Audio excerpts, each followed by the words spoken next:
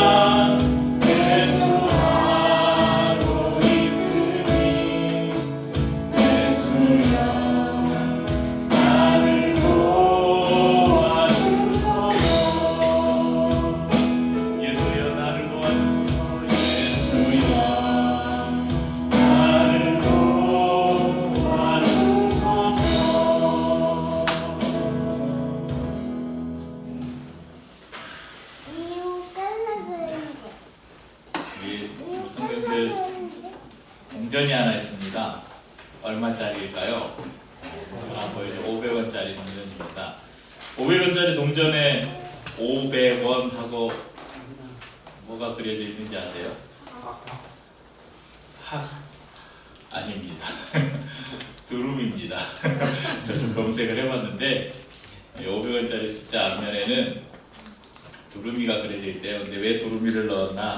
두루미가 순수와 장수 그리고 행운을 상징하는 동시에 이 우리나라의 제2의 경제 도약, 그리고 예전에는 500원짜리가 지폐였잖아요. 이제 동전이 나오면서 새롭게 우리나라가 경제적으로 도약하고 국제사회에서 도약하는 대한민국이 되자, 그런 의미를 담아서 여기에다가 두루미를 넣었다고 합니다. 그리고 뒷면에는 제일 위에는 발행일이, 발행년이 적혀 있고, 이건 1990년에 나온 동전이에요. 500, 이게 500원이라는 500 숫자와 밑에는 이걸 발행한 은행, 한국은행이 찍혀 있습니다.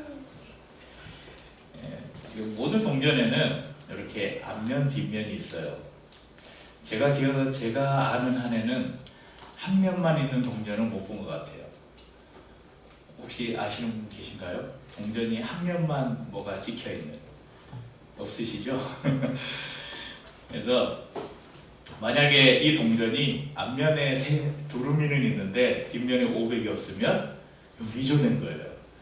또 반대로 뒤에 500장이 있는데 앞에 두루미가 없어요. 이것도 가짜예요. 화폐로서의 전혀 가치가 없죠.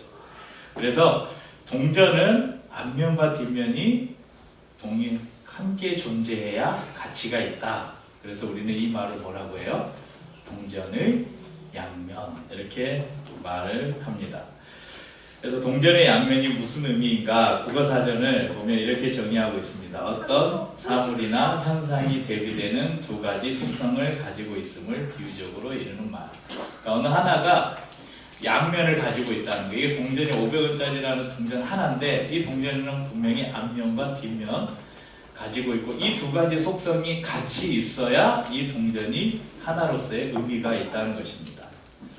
성경 안에도 보면 이렇게 두 가지가 항상 함께 존재해야 되는 특성들이 있는 것들이 있습니다. 그래서 앞으로 몇 주 동안 동전의 양면, 이런 시리즈를 가지고 성경 안에 이런 두 가지가 상반되는 것 같은데 함께 존재해야 되는 게 무엇이 있는지 그런 교훈을 나눠보려고 합니다. 제가 이렇게 말씀을 준비할 때 제일 쉬운 설교는 성경 한 권, 예전에 이제 제가 개척을 시작하고 제가 처음 첫 해에는 마태복음 전체를 강의를 했어요. 거의 1년이 넘게, 2년째까지 한 1년 반 정도를 마태복음 강의를 했어요. 1장부터 20 끝까지는 안 했던 것 같아요. 그래서 제일 목회자가 설교하기 제일 쉬운 거는 강해 설교예요. 성경 한 권 택해서 1장부터 쭉 강의하는 게 고민할 필요가 없잖아요. 설교 뭐 할까? 또 하나는 저기 저 프린터 위에 보면 예배 인도자 핸드북이라는 책이 매년 나와요. 저 책은 교회력에 따라서 1년의 모든 본문과 이런 게 다 거기에 들어가 있어요. 물론 그 안에 설교도 다 있어요. 근데 뭐 설교를 똑같이는 하지 않겠지만 그 교회력의 본문을 따라서 설교하는 것, 이것도 좀 편해요. 왜냐면 이번 주에 무슨 설교하지? 본문 말씀 어디 설교하지? 그런데 저는 이제 제가 주로 하는 방식은 이게 성경을 보거나 갑자기 그 인사이트가 있어요. 그래서 그걸 이제 메모를 해놓는데 제 핸드폰에 이렇게 설교 인사이트 폴더가 하나 있어요. 그래서 어느 날 이런 동전의 양면 해가지고 갑자기 생각나서 성경에 이런 게 뭐가 있을까 몇 가지를 찾아놨어요. 그래서 다음에 기회가 되면 이런 말씀을 나눠야 되겠다. 그래서 생각하고 있다가 4월에 이 말씀을 함께 나누려고 합니다. 오늘 첫 번째 시간은 경건의 모양과 경건의 능력입니다. 동전의 양면의 특성으로 보자면 경건의 모양과 경건의 능력은 서로 다른 속성이지만 반드시 함께 존재해야 되는 특징, 이것으로 우리가 생각해 볼 수 있습니다. 그럼 경건이란 말은 주로 교회에서 사용되는 말인데요. 그래서 교회 용어 사전에는 이 경건을 이렇게 정의하고 있습니다. 함께 읽어보죠. 공경하는 자세로 삼가고 조심함. 원어적으로는 하나님을 두려워하다, 하나님께 경배하다 이런 뜻이 담겨 있다. 그러면 경건하다, 경건은 그런 의미를 담고 있는 경건하다는 것은 무엇일까? 매 순간을 우리가 하나님을 예배하는 것처럼 살아가는 믿음의 자세, 그리고 또 세상적인 생각과 언행을 멀리하고 하나님을 기쁘시게 하는 삶, 그리고 하나님을 의지하는 삶을 사는 것, 그것을 우리가 경건하다 이렇게 생각해 볼 수 있을 것입니다. 하빈아, 너 바로 카메라 앞이야. 오늘 성경 말씀은 경건을 두 가지로 표현하고 있는데요. 디모데후서 우리가 읽은 본문에 보면 경건의 모양은 있으나 경건의 능력은 부인한다. 뭐죠? 모양과 능력 두 가지가 나옵니다. 이것이 마치 대비되는 것처럼 보이지만 실상은 두 가지 다 우리에게 필요하다는 것을 알 수 있습니다. 모양은 외적인 것이고 능력은 내적인 것임을 우리가 알 수 있죠. 그런데 사도 바울은 경건의 모양만 있고 이 단어를 잘 봐야 돼요. 경건의 모양만 있고 경건의 능력이 없는 사람에게서 떠나라고 권면합니다. 그러면서 본문의 2절에서 4절에 보면 경건의 모양만을 추구하고 경건의 능력을 부인하는 사람, 그러니까 경건의 능력은 필요 없다, 우리는 경건의 모양만 있으면 돼 하고 그런 사람들이 어떤 삶의 특징을 나타내는지를 보여줍니다. 한번 눈으로 본문을 읽으면서 보세요. 자기를 사랑하고요, 돈을 사랑하고 자랑하고 교만하고 다른 사람을 비방하고 부모를 공경하기는커녕 부모에게 거역하고 감사하지 않고 거룩하지도 않고 정이 없고 원통함을 풀지 않고 모함하고 절제하지 못하고 사납고 선한 것을 좋아하지 않고 쉽게 다른 사람을 배신하고 성질이 급하고 자만하고 쾌락을 사랑하는 사람이다. 읽으면서 뜨끔뜨끔하신 분들 계시죠? 이거 난데? 이거 난데? 하면서 우리 모두 안에는 이런 특징들을 가지고 있습니다. 경건한 삶이란 아까 말씀드린 것처럼 하나님을 경외함으로 하나님을 예배하고 하나님을 사랑하는 삶이라고 할 수 있는데, 이런 삶은 우리의 내적으로도 나타날 수 있고 외적으로도 나타날 수 있습니다. 그래서 오늘 말씀에서 사도 바울이 경건의 모양만 있는 사람에게서 떠나라고 이렇게 말씀했다고 해서 우리가 경건의 모양이 필요 없다 이렇게 생각하면 안 됩니다. 하나님을 경외하는 마음은 내적으로 가지고 있을 뿐만 아니라 외적으로도 표현이 돼야 되는 것이죠. 사도행전 10장 1절에서 2절에 누가는 어느 한 인물을 소개하고 있습니다. 보시겠습니다. 가이사라의 고넬료라 하는 사람이 있으니 이달리아 부대라 하는 군대의 백부장이라. 그가 경건하여 온 지방과 더불어 하나님을 경외하며 백성을 많이 구제하고 하나님께 항상 기도하더니, 백부장 고넬료라는 사람을 소개하는데 그가 하나님을 경외하는 사람이다. 그러니까 경건한 사람이다. 여러분, 하나님을 경외한다는 것은 외적입니까? 내적입니까? 내적이죠. 이 사람이 하나님을 경외하는지 누가 알아요? 그건 전적으로 그 사람 내면에 있는 하나님만이 아시는 거죠. 그런데 이 사람이 사람들로부터 경건한 사람이라고 인정받는 이유가 있었어요. 뭐예요? 백성을 많이 구제하고 항상 기도하는 사람이었다.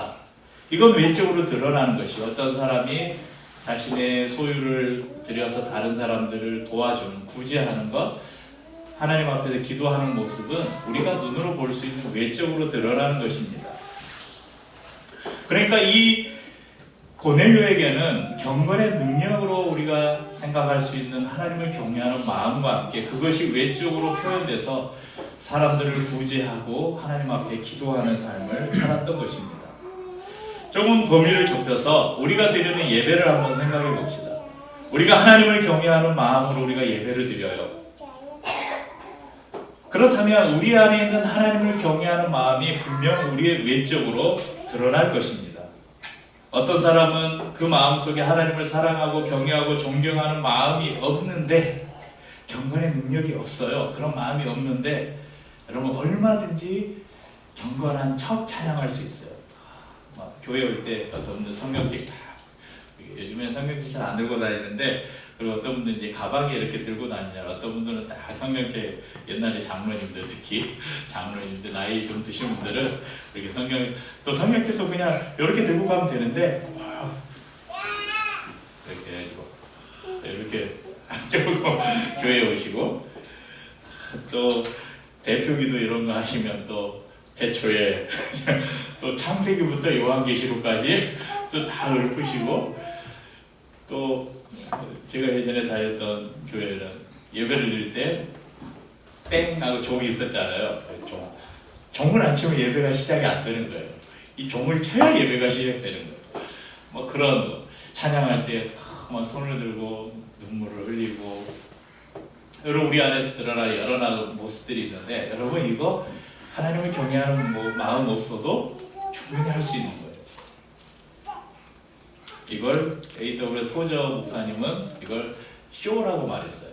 예배인가 쇼인가라는 책에서 이런 모습들을 쇼라고 그렇게 이야기를 하고 있습니다. 그러니까 우리 안에 전혀 하나님을 경외하는 마음이 없음에도 저 사람이 정말 경건하고 거룩한 성도구나, 충분히 우리는 그렇게 우리 자신을 포장할 수 있습니다. 그런데 반대도 있을 수 있죠. 우리 안에 하나님을 경외하고 존경하는 마음이 있다고 하면서 여러분 겉으로 그것을 표현하지 못하는 사람들도 있어요. 그러니까 오히려 마음은 있는데 외적으로는 그것들이 표현이 되지 않는. 그래서 저는 이제 제가 이런 부분 때문에, 제가 이제 차장인도 예배 사역을 오래 했잖아요. 그러니까 이런 부분의 깨달음 때문에 제가 성도들에게 예배를 인도하면서 뭘 요구를 하지 않아요. 여러분 박수 치면서 찬양합시다. 여러분 손을 들고 찬양합시다. 아까도 제가 솔직히 유혹이 살짝 있었어요. 내 손을 주께 높이, 이걸 계속 부르는데, 내 손을 주께 높이 듭니다. 내 찬양 받으실 주님. 이 사람들은 가사를 고백하는데 왜 손을 안 들지? 아니 손을 들면서 찬양한다는데 안 들어요 아무도. 그래서 손 들고 합시다 하려다가 안 했어요. 제가 그런 유혹들이 있는데, 그래서 성도들에게 좀 권면드리고 싶은 것은, 우리 안에 하나님을 향한 경외하는 마음, 하나님을 사랑하는 마음, 그분을 정말 존경하고 그분을 높여드리고 싶은 마음들이 있을 때는 그것을 여러분 외적으로도 여러분 적극적으로 자유롭게 표현하셨으면 좋겠습니다. 아주 오래전 일인데 아직도 잊혀지지 않는 모습이 있습니다. 제가 광주에서 출석하던 첫 사역을 시작했던, 제 아내를 만나서 같이 찬양팀 사역을 했던 그 교회가 있는데, 광주의 모 교회인데, 그 교회에서 그분이 또 선교단 이름을 말하면 또 여러분들이 또 부정적인 생각을 할 수 있으니까, 모 선교단이 거기에서 화요 모임을 하는데 화요 모임 하면 또 알 수 있는 분들이 계실지 모르겠지만, 화요 모임을 그 교회, 제가 다니던 교회를 1년 동안 빌려서 화요 모임을 했어요. 그런데 이제 화요 모임에 찬양팀들이 이렇게 찬양 연습을 하고 나서 이제 기도 모임을 하는데, 제가 적지 않은 충격을 받았어요. 기도 모임을 하는데 찬양팀들이, 어떤 형제는 이렇게 기도를 하고 있고, 어떤 형제는 다리를 다 꼬고 앉아서 기도를 하고 있고, 심지어 어떤 사람은 껌을 씹으면서 기도를 하고 있는 거예요. 그 선교단체가 좀 그런 부분에서는 자유롭다는 걸 제가 알고 있어요. 왜냐하면 외국의 영향을 많이 받은 선교단체이고, 또 저도 이렇게 외국의 교회들 이런 기도하는 모습을 보면 너무나 그 자유롭고 자연스러운 모습으로 막 돌아다니면서 기도하고, 눈을 뜨고 막 선포하면서 기도하고, 이런 모습들을 봐왔기 때문에, 저도 상당히 열려 있음에도 저런 모습으로 기도하는 게 과연 옳을까, 그런 의문이 있었고요. 또 1년여 모임을 하는데 그 사람들의 언행이나 그 사람들이 교회와의 관계 속에서 여러 가지를 부딪히고 하는 모습들을 보면서 굉장히 좀 제가 그 선교단체에 부정적인 생각을 많이 갖게 됐어요. 그러니까 저 사람들 안에 하나님을 경외하는 마음, 예배를 위한 기도의 마음을 가지고 저 사람들이 지금 기도 모임을 할 때 저런 모습들이 과연 그 사람들 안에 있는 하나님을 향한 경건의 마음이 표현되는 모습으로 과연 합당할까? 그런 의문들이 있었습니다. 또 다른 한 가지를 생각해 봅시다. 일반적으로 교회에서 우리가 저 성도는 경건한 성도야. 여러분이 저 성도는 좀 괜찮은 성도야. 경건한 성도야. 이렇게 평가하는 기준이 뭐가 있을까요? 어떤 것으로 평가를 하십니까? 뭐 다 꼽을 수 있잖아요. 첫째, 출석 잘해야죠. 예배 안 빠지는 사람. 저 사람은 주일 예배부터 저희야 뭐 주일날만 모이지만 새벽 예배, 수요 기도회, 금요 기도회, 또 어디 수련회, 무슨 모임, 모든 모임에 잘 참석해. 또 뭐가 있습니까? 11조를 비롯한 저 사람은 교회에 있는 모든 헌금 봉투에 헌금은 다 해요. 11조, 감사헌금, 구제헌금, 장학헌금, 성교헌금, 1,000번째 막 헌금 다 해요. 또 자신의 일보다 집에 무슨 일이 있어도 무조건 교회에 일이 있으면 교회에 우선적으로 나오는. 그래서 교회에 있는 뭐 청소한다 그러면 나오고, 전도한다 그러면 나와서 전도하고, 무슨 봉사가 있다 그러면 나와서 열심히 하는 성도. 또 찬양할 때 큰 소리로 찬양하고, 기도할 때도 막 열정적으로 기도하는 성도. 우리가 그런 성도들을 보면 대부분 이런 것들이 좀 잘 갖춰져 있으면 뭐라고 말합니까? 저 사람은 괜찮은 성도야. 경건한 성도야. 이렇게 우리가 평가를 합니다. 자, 그런데 이 요소들은 다 뭐하고 상관이 있어요? 경건의 모양이에요? 경건의 능력이에요? 모양이죠. 우리가 시각적으로, 청각적으로 우리가 오감을 통해서 볼 수 있는 것들이잖아요. 그런데 이것이 필요 없습니까? 오해하시면 안 돼요. 이거 필요 없는 것입니까? 성도에게? 그럼 꼭 있어야 되는 것들입니다. 그런데 사도 바울이 지금 그 경건의 모양을 쫓아가는 사람들 말고 경건의 능력을 우리에게 요구하는 것은 지금 당시에 이 유대 종교 지도자들, 바리새인들, 서기관들과처럼 외식하는, 우리가 그걸 이제 다른 말로 하면 외식이라고 하잖아요. 또 다른 표현은 회칠한 무덤. 그러니까 무덤 속에는 시체가 썩고 냄새 나는 그 무덤이 회칠, 예쁘게 이렇게 콘크리트, 시멘트로 예쁘게 발라서 아무리 예쁘게 단장을 해놓는다고 그 안에는 냄새나고 더럽고 썩고 있다는 거예요. 그걸 회칠한 무덤이라고 표현하고 있습니다. 이 종교 지도자들을 향해서 회칠한 무덤이다, 예수님은 말씀하셨죠. 그러니까 우리 안에 전혀 경건한 마음이 없는데 그것을 외적으로 다른 사람들의 그런 인정, 저 사람은 경건해, 저 사람은 괜찮은 성도야, 이런 평가를 받기 위해서 모양만을 쫓아가는 사람들을 사도 바울은 지금 경계하고 있습니다. 우리에게서 그런 사람들에게서 돌아서라 요구하고 있습니다. 하지만 우리 안에 있는 경건의 마음, 그 경건의 능력이 우리의 모습을 통해서 경건의 모양으로 나타나는 것 또한 우리에게는 꼭 필요하다는 것입니다. 왜냐하면 이것이 다른 성도들에게 선한 영향력을 미치기 때문에 그렇습니다. 오늘 또 한 가지를 좀 돌아보겠습니다. 우리가 방금 제가 말씀드린 것은 뭐 예배나 교회 안에서 우리가 이 경건의 모양과 경건의 능력을 이렇게 좀 비교해 보는 것이라면, 오늘 또 다른 방면에서 이 경건의 모양과 경건의 능력을 통해서 우리에게 주는 교훈이 뭘까 생각해 볼 때, 여러분 우리의 교회 안에서의 삶과 교회 밖에서의 삶을 이 두 가지와 한번 비교해 보자는 것입니다. 하나님이 말씀하시는 그 경건이 교회 안에서 행해지는 것과 교회 밖에서 행해지는 것에 무슨 차이가 있을까? 야고보서 1장 27절, 예전에 저희가 나눈 적도 있는 말씀인데요. 한번 읽어보겠습니다. 야고보서 1장 27절입니다. 하나님 아버지 앞에서 정결하고 더러움이 없는 경건은 곧 고아와 과부를 그 환난 중에 돌보고 또 자기를 지켜 세속에 물들지 아니하는 그것이니라. 자, 어떤 것을 정의 내릴 때 뭐뭇은 뭐뭇이다 이렇게 정의를 내리잖아요. 근데 오늘 이 야고보서 말씀은 경건에 대해서 아까 우리가 살펴본 교회 용어 사전에 나오는 경건 말고 경건은 무엇이다라고 확실하게 사도 바울은 정의를 해주고 있습니다. 첫째, 경건은 고아와 과부를 환난 중에 돌보는 것이다. 둘째, 경건은 자기를 지켜 세속에 물들지 않게 하는 것이다. 우리는 흔히 경건하면 두 번째 요소만 많이 생각해요. 야, 그래, 나 자신을 거룩하게 지켜야지. 세상의 유혹과 그런 세상에 내가 빠지면 안 돼. 거룩하게 살아야 돼. 그렇게만 생각합니다. 그런데 여러분, 첫 번째 경건에 대해서 첫 번째 놓고 있는 것은 뭐냐면 고아와 과부를 환난 중에 돌보는 것이라고 성경은 말씀합니다. 이 또한 경건에 대해서 동전의 양면 같은 부분입니다. 그리고 우리나라가 6.25를 지나면서 많은 전쟁 고아들이 생겼잖아요. 그리고 또 전쟁터에 나간 남편들이 죽으면 자연히 또 뭐가 생깁니까? 많은 과부들이 생겼죠.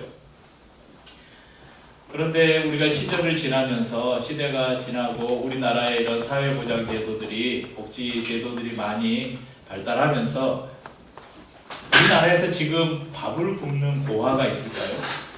가끔 이제 그런 사각지대, 복지의 사각지대에 놓여 있어서 사람들이 전혀 모르고 있는 아이들이 그렇게 영양실조가 걸려서 발견되거나 이런 경우가 있지만 최소한 이 사회제도 안에서 발견된 사람들 중에 밥을 못 먹는다? 그래서 굶어 죽는 고아나 과부가 있다? 우리나라에서는 그런 사람들을 찾아보기 힘들 것입니다. 그래서 오늘 성경이 말씀하시는 고아와 과부를 환난 중에서 돌봐라.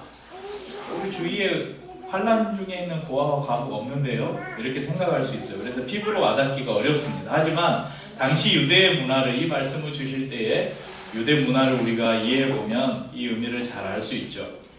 유대 사회에서 고아와 과부는 법적으로 전혀 사회적으로 보호를 받지 못하던 가장 소외된 사람들의 대표였습니다. 그래서 고아와 과부는 누군가가 도와주지 않으면 살아갈 수 없는 절대적 약자들, 그리고 누군가의 도움을 절실히 필요로 하는 사람들의 대표적인 표현입니다. 그렇기 때문에 내 주위에는 고아나 과부가 없어 이것이 아니라 하나님께서 우리 주위에 나의 도움을 필요로 하는 사람들, 우리의 도움이 없으면 살아갈 수 없는 우리의 이웃들을 우리가 찾아보고 또 그들에게 우리의 손을 내밀고 그들의 마음에 공감해주고 그들을 위로하라, 이렇게 우리에게 말씀하는 것입니다. 이것이 바로 경건이다, 우리에게 말씀하는 것이죠.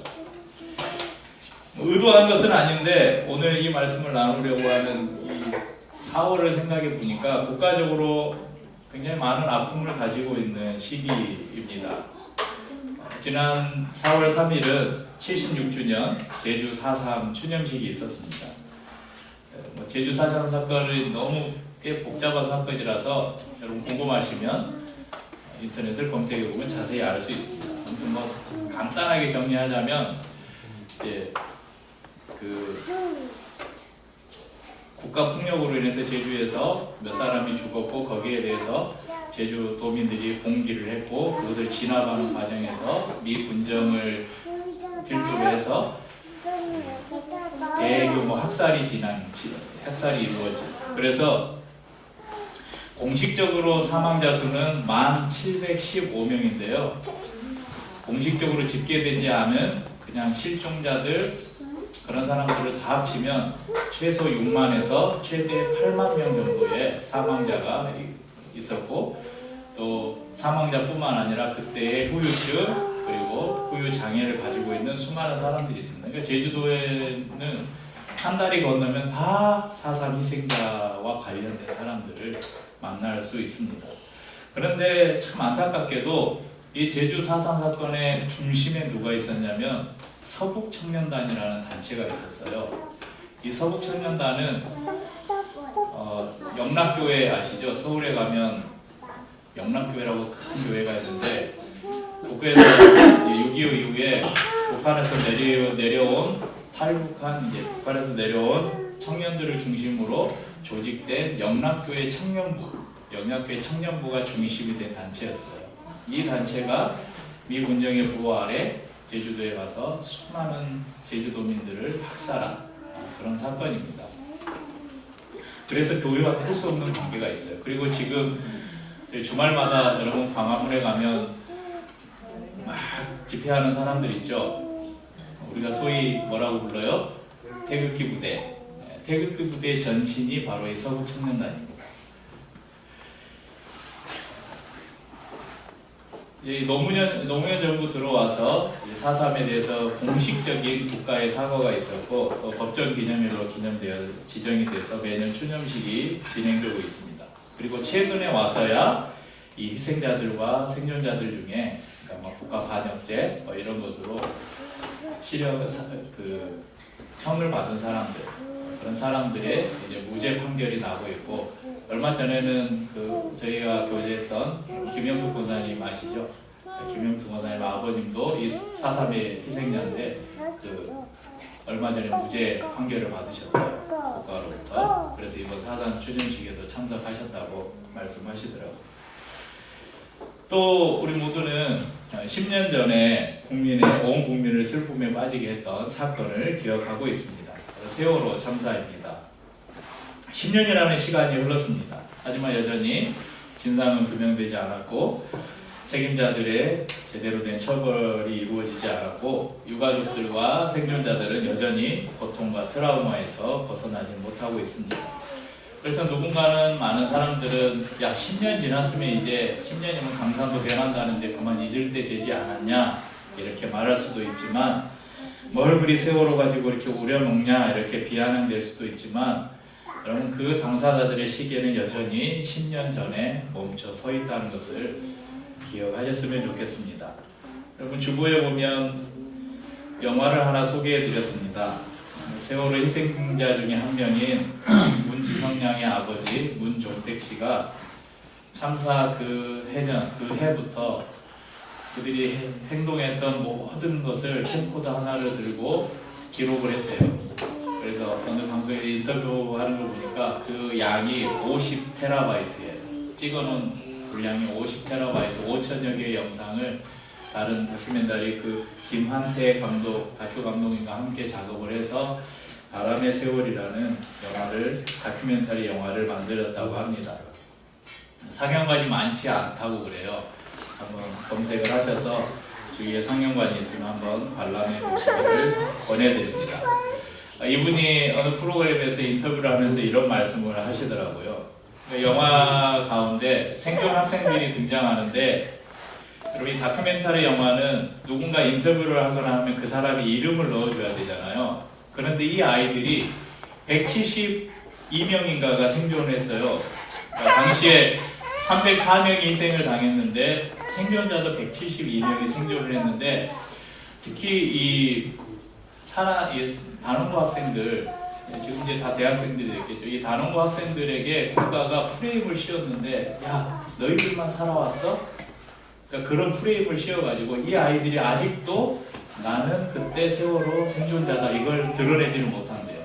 아이뿐만 아니라 그 가족들도 우리 딸이, 우리 누나가, 우리 형이 세월호 생존자라는 말을 어디에 입 밖에도 못 낸대요. 그래서 이분이 이 영화를 만들다가 자막에다가 생존자 누구 해야 되는데 그걸 못 넣는데요. 그래서 우리 아이 눈물 흘리시면서 그런 안타까움을 호소하시더라고요. 여러분 저희는 개척한 2016년부터 모르겠어요. 하나님께서 이런 그 마음들을 우리 가운데 잊지 않게 하기 위함인지는 모르겠지만 세월호 생존자셨던 우리 김동수 집사님 그리고 김영숙 권사님과 오랫동안 교제를 해오고 있습니다. 그래서 조금 더 세월호에 대해서 참사에 대해서 좀 더 깊이 알 수 있게 되었고 또 유가족들의 그런 슬픔이야 뭐 말할 것도 없겠지만 특별히 이 생존자들은 현재 진행형이거든요. 그때 10년 전에 그 기억과 고통을 그대로 10년 동안 가지고 있거든요. 그래서 그분들의 아픔을 함께 나누면서 지금까지 왔는데 이 김영숙 권사님은 매년 4월이 오는 게 너무 힘들대요. 올 4월은 어떻게 보낼까? 이 김동수 집사님이 트라우마로 인해서 극심하게 불안정해지는 시기에 항상 3월 말부터 4월이 되면 그래서 올해는 어떻게 무사히 지낼까? 그래서 매년 생각하는데 올해는 그냥 4월에 해외에 나가 있을까? 그런 해외에 나가 있으면 뉴스나 이런 걸 안 볼 수 있으니까. 그래서 페이북을 보니까 오늘 우리 김동수 집사님은 저기 제주항에서 세월호 아이들이 와서 그 수학여행 코스였던 제주항에서 상군부리까지 오늘 20km 마라톤, 이분이 원래 마라톤을 하신 분이거든요. 20km 마라톤을 하고 저녁에 저는 여기에서 했던 북코스도 하고, 그러니까 일부러 4월이 되면 주위에서 막 일을 만들어요. 이분이 딴 생각 안 하고 그 트라우마를 생각하지 못하도록 막 그래서 지금 오늘하고 내일까지 오늘 20km, 내일 17점 몇 킬로 이렇게 아이들의 수학여행 코스를 따라서 50 몇 킬로를 이렇게 마라톤을 하는 그런 계획들을 가지고 있다고 하더라고요. 그러니까 저희가 할 수 있는 게 작은 거예요. 그냥 힘들다고 할 때 한번 연락해드리고 권사님 기억하고 있어요. 힘내세요. 이게 이분들에게는 가장 큰 힘이래요. 여전히 10년 전 그 바다에 묶여있는 세월호 유가족들 그리고 생존자들 우리가 기억해주고 그 사람들의 마음에 공감해주는 것, 이것이 하나님이 우리에게 이웃의 아픔에 공감하는 경건의 모습이 아닐까 생각해 봅니다. 지난주에 총선이 끝났는데 이번 총선에서 특이한 구호가 하나 있었어요. 들어보셨을지 모르겠어요. 이채양명주. 한 번쯤 들어보셨을 텐데 뒤에 세 개는 정치적이라고 생각할 수도 있으니까 빼고 언급을 안 하고 앞에 이채는 뭐냐면 이는 이태원 참사, 그리고 채는 최상병 순직 사건 수사 외압 의혹입니다. 이태원에서 159명의 사람들이, 저는 그때 그 뉴스가 뜨고 유튜브로 검색해 보니까 라이브로 중계해 주는 걸 봤어요. 사람들이 그냥 압사당해서 꼼짝을 못하고 그냥 죽어가는 것을 실제로 봤어요. 21세기 대한민국의 수도 서울의 가장 번화가 한복판에서 사람들이 압사당해서 깔려 죽었다? 이게 상상할 수 있는 일입니까? 상상할 수가 없는 일이죠. 저도 초반에는 저것들 우리 이제 기독교인 입장에서 할로윈 축제 약간 거부감이 있잖아요. 그러니까 할로윈 축제 즐기러 갔다가 죽었는데 하는 마음이 들다가도 그 장면들을 이제 계속 복기를 해보니까 이게 있을 수가 없는 일인 거예요. 그러면서 이제 계속 분노가 나고 그랬었는데, 그러니까 왜 어떻게 저런 일이 일어날 수 있나? 매년 한 번도 그런 일이 없었는데 어떻게 저런 일이 일어날 수 있는가? 일각에서는 대통령실이 용산으로 옮겼잖아요. 그러면서 용산경찰서의 대다수의 인원들이 대통령실 경호나 그 출퇴근 길 그 교통 그 통제하는 그런 일들의 대사수가 빠졌고, 그때 또 마약 수사해가지고 그 건수 올리려고 사람들이 그 군중들 사이에 경찰들이 대부분 사복 경찰로 위장해서 사람들 안에 들어가 있어서 거기를 통제할 경찰 인력이 없었다는 거예요. 그러니까 왜 이런 일이 일어났는가? 원인을 규명하자, 진상을 조사하자, 그리고 책임자를 처벌하고 국가가 희생자들에게 사과를 해라. 그런데 그 일이 아직도 이루어지지 않았고 위패도 없는 곳에 사람들이 분향하라고 했던 그런 어처구니 없는 일까지도 있었습니다. 여러분, 최상병 순직 사건 아시는 분이 계실지 모르겠습니다. 작년인가요? 집중호우 때 병사들이 이제 호우 나고 재난 나면 군인들이 무조건 투입이 되잖아요. 근데 한 병사가 상부에 명령하니까 들어갔죠. 집중호우의 강으로 사람들을 수색하러 들어갔는데 그때 너무 물살이 세니까 들어가면 안 됩니다. 상부에다 보고를 했는데 그냥 들어가라. 그래서 구명조끼도 입지 않고 구조 작업을 위해서 강물에 들어갔다가 떠내려가서 순직한 사건입니다. 이 병사는 부모가 시험관 수술해가지고 10년 만에 얻은 아들이에요. 독자인데, 근데 또 아이러니하게도 아버지는 소방공무원이고 곧 은퇴를 앞두고 있는 소방공무원이고 엄마도 공무원이래요. 그러니까 둘 다 공무원이니까 나라를 상대로 막 적극적으로 뭔가를 호소할 수 없는 거예요. 그러니까 뉴스나 이런 기사에 이 최상병 부모님이 한 번도 안 나와요. 그러니까 자기를 드러낼 수가 없는 거예요. 그런데 이런 상황에서 그래서 수사단이 꾸려져서 수사를 했어요. 그런데 이거는 상부에 무리한 지시가 있었다. 이렇게 결론을 내고 수사 보고서를 보냈어요. 경찰로 보냈는데 어디 윗선에서 전화가 와가지고 그 수사 보고서 가지고 와라. 그래서 오히려 이 수사를 담당했던 수사단장이 항명죄로 지금 재판을 받고 있는, 그리고 그 사건의 핵심 관계자인 전 국방부 장관은 멀쩡히 호주에 대사 잘 있는데 그 대사 잘라버리고 보냈다가 말이 많아지니까 다시 소환해서 임명을 취소하는, 이런 말도 안 되는 일이 벌어지고 있습니다. 여러분, 이런 일들을 보면서 우리 사회에서 일어나는 이런 불의한 일들, 정의롭지 못한 일들을 보면서 많은 그리스도인들이 저게 나와 무슨 상관이야? 이런 생각을 가지고 살아가는 사람들이 많아요. 우리는 하나님을 믿는 사람들이야. 교회 안에서 거룩하게 우리 기도하고 말씀 듣고 예배 잘 드리고 이렇게 하나님을 신실하게 섬기면 되지. 여러분, 절대 그렇지 않습니다. 성경은 우리에게 그렇게 가르쳐주지 않아요. 그것을 경건이라고 말하지 않습니다. 정말 여러분, 나와 상관없는 일일까요? 우리의 자녀들과 상관없는 일일까요? 그럼 케빈 베이컨의 법칙이라는 게 있어요. 지구에 있는 지구상의 모든 사람들은 6단계를 거치면 다 아는 사람들이에요. 그러니까 지구 저 반대편에 있는 사람도 저와 6다리만 건너면 그 사람을 알게 된다는 거예요. 그런데 요즘은 SNS나 인터넷이 발달했잖아요. SNS가 발달해서 요즘에는 3.5단계만 건너면 다 아는 사람이에요. 최소한 우리나라의 지구촌은 좀 너무 넓으니까 놔두고 우리나라에서 여러분 3.5단계만 건너면 다 아는 사람이에요. 그러니까 여러분, 이런 우리 나라에서 우리 주위에서 일어나는 참사로 인해서 희생당하는 사람들이 우리가 1단계, 2단계만 건너면 다 아는 사람들이라는 것입니다.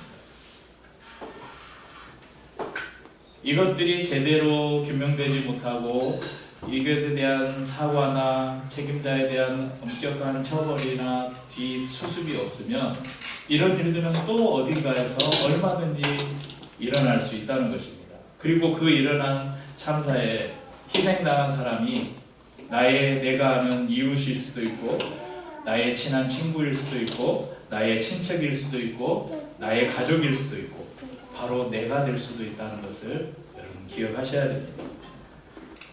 우리가 주일 성수 잘하고 예배 잘 드리고 헌금 잘 드리고 가끔 금식 기도도 한 번씩 하고 가끔 구제도 한 번씩 하면서 종교적인 의식이나 종교적 활동 열심히 하면 그래, 나는 괜찮은 성도야, 나는 경건한 사람이야, 이렇게 생각할 수 있는데 그건 착각입니다.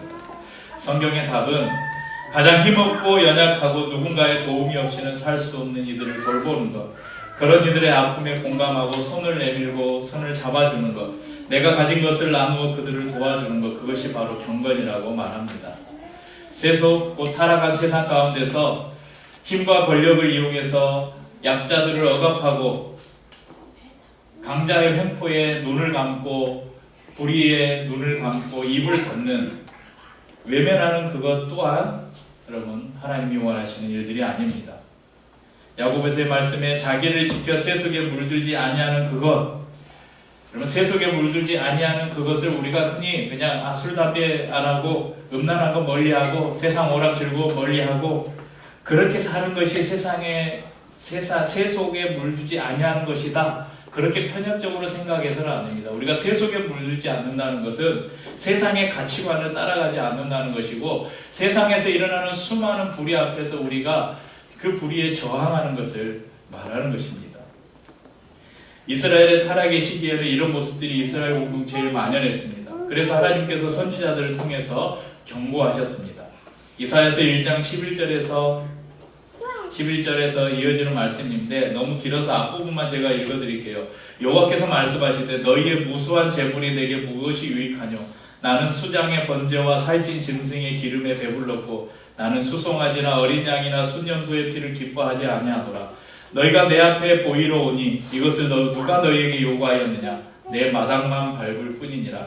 헛된 재물을 다시 가져오지 말라. 분향은 내가 가증히 여기는 바요 월삭과 안식일과 대회로 모이는 것도 그러하니 성회와 아울러 악을 행하는 것을 내가 견디지 못하겠노라. 내 마음이 너희의 월삭과 정한 절기를 싫어하나니 그것이 내게 무거운 짐이라 내가 지기에 공비하였느니라. 15절 16절 17절을 함께 읽어보겠습니다.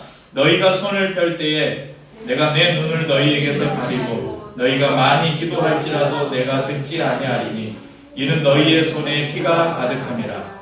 너희는 스스로 씻으며 스스로 깨끗하게 하여 내 목전에서 너희 악한 행실을 버리며 행악을 그치고 선행을 배우며 정의를 구하며 학대받는 자를 도와주며 고아를 위하여 신원하며 과부를 위하여 변호하라 하셨느니라. 이스라엘에서 행해지는 수많은 악행, 하나님이 벌하시려고 하는 그 악행의 이유는요, 그들이 예배를 안 드려서가 아니에요. 그들이 제물을 안 드려서가 아니라니까요. 안식일을 지키지 않아서가 아니에요. 그들이 밖에서는 악한 자들과 한 통속이 돼가지고 연약한 사람들을 압제하고 불의를 행하면서 성전에 와서는 거룩한 척 하나님께 온갖 예물을 드리고 찬송하고 했다는 거예요. 야, 내가 그거 싫다, 가증하다, 더럽다. 내가 너희들이 예배 드리는 거 너무 부담스럽다. 더 이상 오지 말아라. 이렇게 말씀하고 있는 것입니다. 아모스서 5장 21절에서 24절은 또 이렇게 말합니다. 내가 너희 절기를 미워하며 멸시하며 너희 성회들을 기뻐하지 아니하나니 너희가 내게 번제나 소제를 드릴지라도 내가 받지 아니할 것이요 너희의 살찐 희생의 화목제도 내가 돌아보지 아니하리라. 내 노랫소리를 내 앞에서 그칠지어다 내 비파 소리도 내가 듣지 아니하리라. 오직 정의를 물같이 공의를 마르지 않는 강같이 흐르게 할지어다. 너희가 지금 나에게 가져오는 그 예물들보다 내가 더 중요하게 생각하는 것은 세상에 정의를 물같이 흐르게 해라. 하나님의 공의를 물같이 흐르게 해라. 이렇게 이스라엘 백성들에게 요구하셨다는 것입니다. 어제 원래 영업일이 아닌데 제가 카페에 나와 있으니까 모르고 오시는 분들은 제가 오시라 그래서 커피를 드리는데 어제 처음 보는 아주머니 4분이 오셨어요. 그분들이 막 여러 이야기를 하다가 한참 앉아 있다가 하셨는데 이야기를 하다가 제가 너무 충격을 받은 이야기였어요. 이야기를 하다가 지금 오늘 보니까 오늘 새벽에 아마 이란이 이스라엘 공격을 한 것 같더라고요. 이게 발단은 이스라엘이 시리아에 있는 이란 대사관을 폭격을 해서 완전히 폐허가 됐더라고요. 원래 대사관은 자국의 영토로 간주하잖아요. 다른 나라에 있어도 대사관이나 영사관은. 그래서 대사관이나 영사관이 공격받으면 자국의 본토를 공격받는 것과 동일하잖아요. 그러니까 이란이 그걸 참지 못, 가만히 있으면 국제적으로 바보 되는 거죠. 그래서 이제 아마 보복 공격을 한 것 같은데 많은 사람들이 우려를 하고 있어요. 이게 중동 전쟁으로 확대가 돼서 또 세계 대전으로 이렇게 확장되지 않을까, 아니면 또 그냥 가만히 있으면 보고되니까 그래도 보복을 한번 해야지 하고 그냥 한번 하고 끝날까. 그래서 저희들이 좀 우크라이나 러시아 전쟁과 함께 제가 좀 기도해야 될 부분입니다. 그런데 어제 제가 충격을 받은 거는요, 이스라엘하고 이란하고 전쟁이 날 것 같대. 그런데 한 아주머니가 나 풍산 주식 사놨는데 주식 좀 모르겠네? 이러는 거예요. 야, 풍산이 주로 방산업체거든요. 그러니까, 방산 주가 좀 모르겠네? 그 이야기를 들으면서 한 나라 지구촌의 한편에서는 전쟁의 위기 때문에 그 전쟁이 지금도 뭐 오늘 잠깐 뉴스 보니까 뭐 아이가 한 명 뭐 죽고 그래, 이스라엘의 폭격으로. 그러니까 한쪽에서는 전쟁이 나서 언제 누가 얼마나 죽을지 몰라서 두려워하고 막 떨고 있는 이때 지구촌의 어느 한편에서는 전쟁으로 인해서 내 주가 좀 올라가겠네, 이런 생각을 하는 사람들이 있다는 게 너무 충격이었습니다. 그분들이 교회를 다니는지 안 다니는지는 제가 모르겠지만 이런 거는 교회에 다니는 것과는 전혀 상관없는 것 같아요. 이 투표 선거가 끝났잖아요. 선거가 끝나고 이렇게 결과들을 보면 내가 누군가에게 한 표를 던지는 기준이 뭔가, 이 사람을 통해서 우리나라가 더 미래를 내다보고 더 복지국가로 나아갈 수 있는가, 나뿐만 아니라 모든 국민들이 다 함께 잘 사는 나라를 만들 수 있을까? 이런 것에 투표를 하는 게 아니라 누가 내 집값을 올려줄 것인가? 내가 가진 땅을 누가 개발하게 해서 내가 더 많은 이익을 챙길 수 있을 것인가? 누가 권력을 잡으면 내가 세금을 조금 덜 낼 수 있을까? 이것이 여러분 우리가 투표를 하는 기준이 된 사람들이 많다는 것입니다. 비기독교인들이 그러는 거야 뭐 얼마든지 그렇다고 할 수 있는데, 예수를 믿는다고 하면서 하나님의 자녀라고 하면서 세상의 가치관과 기준과 별다를 것 없이 사는 사람들, 경건의 모양은 번지르하지만 경건의 능력은 좀처럼 찾아볼 수 없는 그리스도인들이 너무 많다는 것이 참 마음 아프고, 제가 목사라는 것이, 그리스도인이라는 것이 때로는 부끄럽고 무력할 때가 많습니다. 우리나라의 많은 교회들 얼마나 겉모습만 보면 웅장하고 화려합니까? 마치 이게 이 사도 바울이 말한 경건의 모양, 경건의 능력을 한국 교회가 너무나 잘 대변하고 있는 것 같아요. 우리나라에 여러분 조금만 가면 얼마나 크고 화려한 그 종탑이 세워진 건물들이 많아요.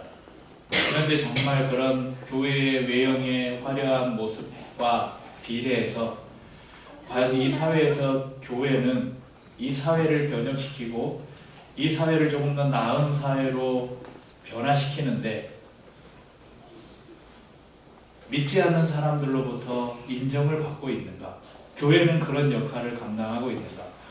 성경에서 교회를 통해서 하나님께서 이 세상 가운데 이루시려고 하는 일들을 과연 교회는 그 외형의 화려한 만큼이나 실제로 이 사회에서 행하고 있는가? 그것도 우리가 돌아볼 때 여전히 우리가 기도해야 될 부분입니다.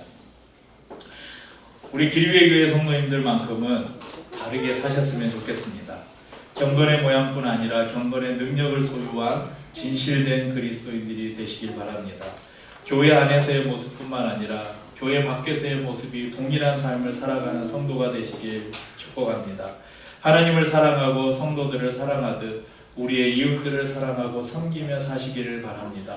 시대의 아픔에 공감하고 불의에 저항하고 약하고 힘없는 이들이 기댈 수 있는, 저 사람이라면 내가 손을 좀 내밀어도 되겠다, 저 사람이라면 내가 저 사람의 어깨를 좀 빌려도 되겠다, 그렇게 사람들이 생각할 수 있는 그런 성도들이 될 수 있기를 주님의 이름으로 축복합니다.